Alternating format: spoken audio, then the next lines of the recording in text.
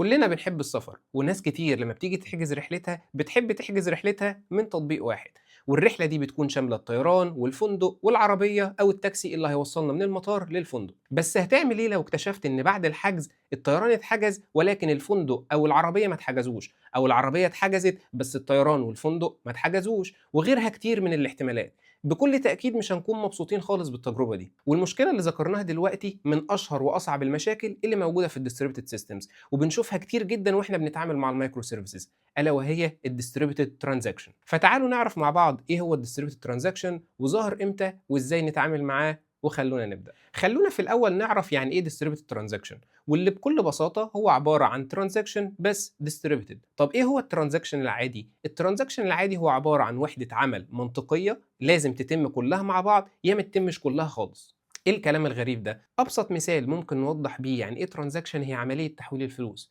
فلو انا عايز احول فلوس من حسابي لحساب صاحبي، العمليه دي من بره تبان انها عمليه واحده، مش كده؟ ولكن في الواقع العمليه دي جواها عمليتين اتنين. اول عمليه ان انا محتاج اخصم الفلوس من حسابي، وتاني عمليه ان انا ازود الفلوس ديت لحساب صاحبي. وعشان كده بنقول ان العمليه دي كلها اسمها ترانزاكشن، هي وحده عمل متكامله بسميها لوجيكال يونت اوف ورك. واحنا بنكون عايزين ان العمليه دي كلها يا تتم صح يا اما ما تتمش خالص. بمعنى انا مش هحب ان يتم خصم الفلوس مني ولكن يحصل مشكله اثناء زياده الفلوس ديت لحساب صاحبي، فانا كده اتخصم مني الفلوس ولكن هي ما وصلتش للحساب بتاع صاحبي.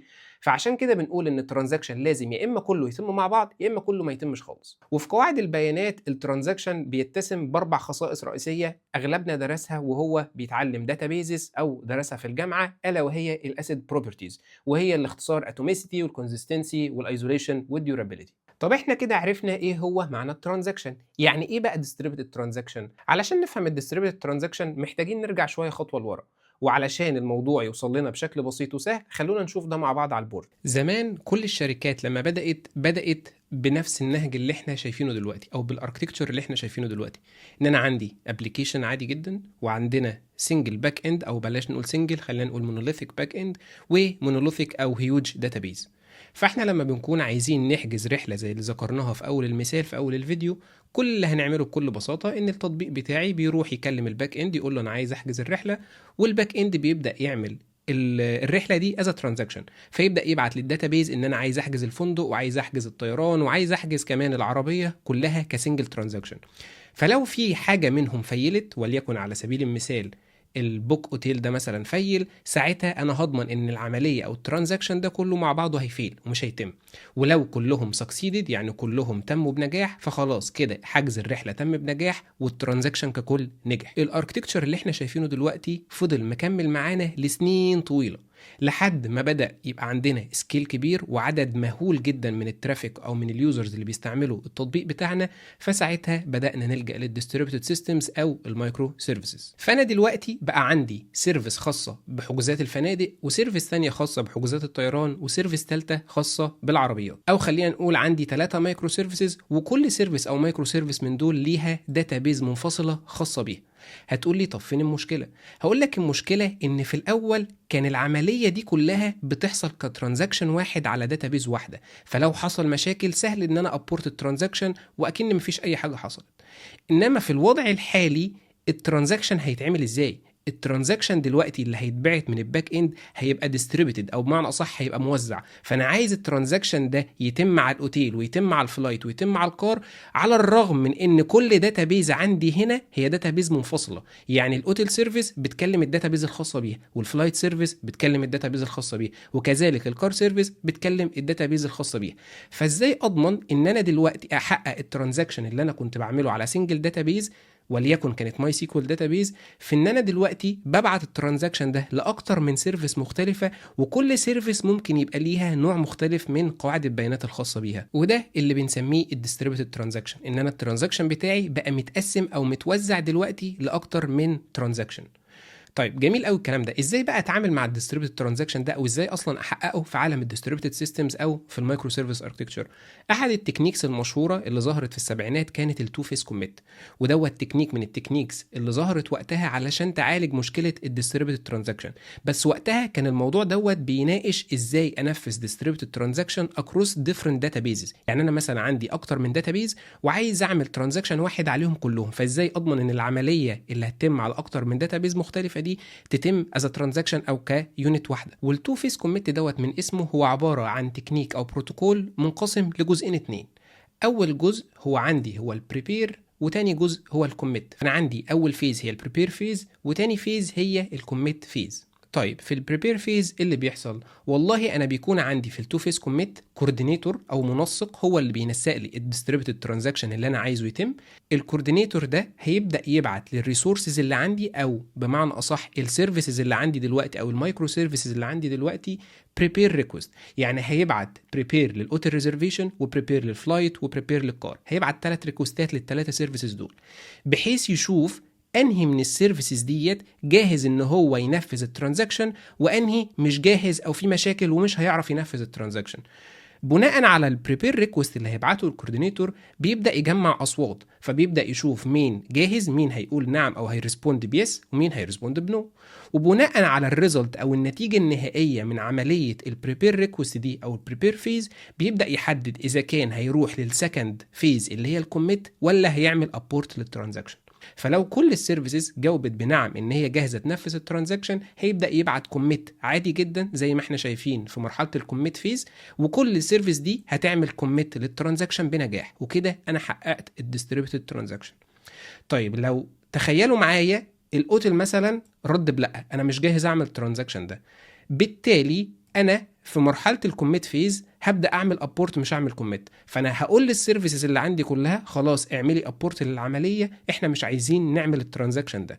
وبالتالي انا هنا حققت نفس النهج اللي كنت بعمله في السنجل داتابيز في الترانزاكشن، ان انا عايز الترانزاكشن يا اما يتم كله يا اما ما يتمش خالص. فلو في سنجل سيرفيس جاوبت بلا، انا خلاص بعمل ابورت مش بعمل الترانزاكشن، مش بعمل كوميت بمعنى ادق. ولو في البريبير فيز كله جاوب بنعم، بعمل الكوميت عادي جدا. فانا كده ضامن ان الترانزاكشن بتاعي يا اما هيتم يا اما ما هيتمش، وده كله بيتم من خلال الكوردينيتور اللي عندي اللي بينسق الشغل وبينسق موضوع الديستريبيوتد ترانزاكشن ده. طب جميل جدا، الكلام ده بقى ممكن يتم ازاي في العالم الحقيقي؟ يعني لو انا عايز اعمل الكلام ده ككود ممكن اعمله ازاي؟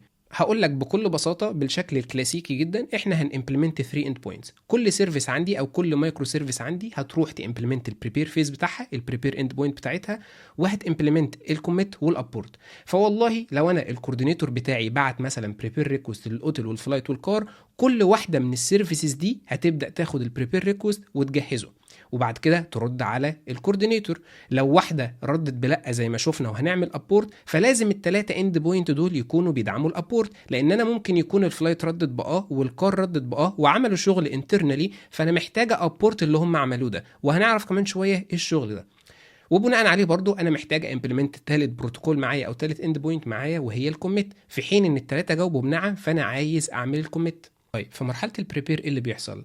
الكلام دوت ممكن ما تلاقوهوش شائع قوي ومش كتير بيتكلموا عليه، وشركات كتير مش بتذكر الموضوع ده بيتم ازاي، لانه هو بيختلف انترنالي. والتو فيس كوميت بالتحديد كل الشركات او اغلب الشركات بتنفذه بالفليفر بتاعها الخاص. فعلى سبيل المثال الكلاسيك تو فيس كوميت انك بتعمل لوك على الريسورسز اللي موجوده دي. فانا لو كان عندي مثلا فلايت سيرفيس او كار سيرفيس او اوتيل سيرفيس استقبلوا بريبير ريكوست، الثلاثه سيرفيسز دول بيروحوا يعملوا لوك داتابيز رو لوك على الريكورد اللي موجود في الداتابيز، عشان ما فيش اي حد تاني يعدل فيه. وبالتالي احنا ضمننا دلوقتي ان احنا حاطين لوك على الريسورسز ده، فاحنا ضامنين ان هيجي لنا كوميت، وفي مرحله الكوميت احنا خلاص هنكمل شغل عادي جدا. وفي ناس تانية بيقول لك والله انا مش هعمل داتابيز لوكس عشان ما يبقاش عندي ريسورس كونتنشن من ناحيه الداتابيز سايد، ولكن هعمل بلوك بشكل لوجيكالي. بمعنى ان انا مثلا حجز الطيران او حجز الفندق، انا هروح مثلا اخصم عدد الاوض اللي موجوده في الفندق، ولكن هخلي الريزرفيشن دي مثلا بيندنج، انها في بيندنج ستاتس. فانا ساعتها ما عملتش داتابيز لوك، ولكن انا بالفعل خصمت عدد الاوض اللي متاحه عندي، وكمان خليت الريزرفيشن دي بيندنج. وفي مرحله الكوميت خلاص هيبقى الدنيا طبيعي جدا، همشي في ان انا وهعمل الحجز الطبيعي وكوميت الحجز ده، وهخلي الريزرفيشن اللي كان بيندنج كومبليتد.